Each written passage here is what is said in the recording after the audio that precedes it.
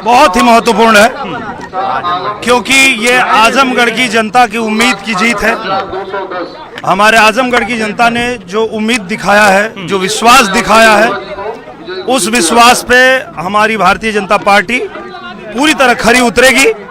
कहीं न कहीं हमारे पूजनीय प्रधानमंत्री जी और पूजनीय योगी आदित्यनाथ जी के सुशासन और अच्छे सरकार के वजह से ही जनता ने ये भरोसा दिया है और इस पे हम लोग खरे उतरेंगे, आजमगढ़ का विकास करेंगे। बड़े गढ़ को आपने ध्वस्त किया है, रामपुर और आजमगढ़ में भारतीय जनता पार्टी की जीत के बाद आपको क्या लगता है कि जीत का श्रेय कहाँ जाता है, किसको जाता है? ये पूरी तरह भारतीय जनता पार्टी की जो सरकारें हैं उनके अच्छी नीतियां और गरीब कल्याण योजनाएं जितनी है गरीबों के लिए, किसानों के लिए, मजदूरों के लिए, नौजवानों के लिए, कहीं न कहीं उसी की जीत है। उसी पे भरोसा करके आजमगढ़ ने भी कमल खिलाया है। अखिलेश यादव प्रचार करने ही नहीं आए आजमगढ़, क्या लगता है बहुत ज्यादा ओवर कॉन्फिडेंट थे या क्या वजह थी? नहीं, ओवर कॉन्फिडेंट नहीं थे।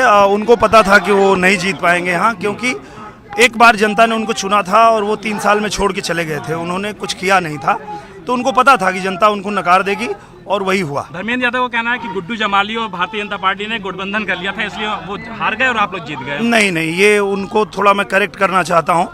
जब 2019 में लड़े थे तो उन दोनों का गठबंधन था, इसलिए, नहीं तो उसी बार वो लोग हार गए होते।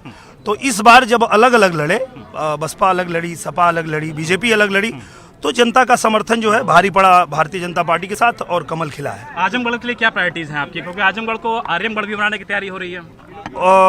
आजमगढ़ के लिए सबसे पहली जो तैयारी है वो ये है कि आजमगढ़ का जो रुका हुआ विकास है वो तुरंत स्पीड पकड़े।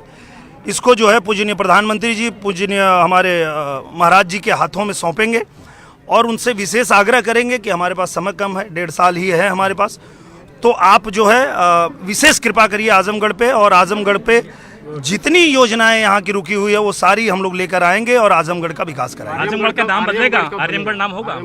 ये तो मुख्यमंत्री जी बता पाएंगे, हमारे महाराज जी बता पाएंगे, इसके विषय में मैं क्या कह सकता हूँ। अच्छा, सपा का गढ़ कहा जाता था, अब तो गढ़ नहीं रहा।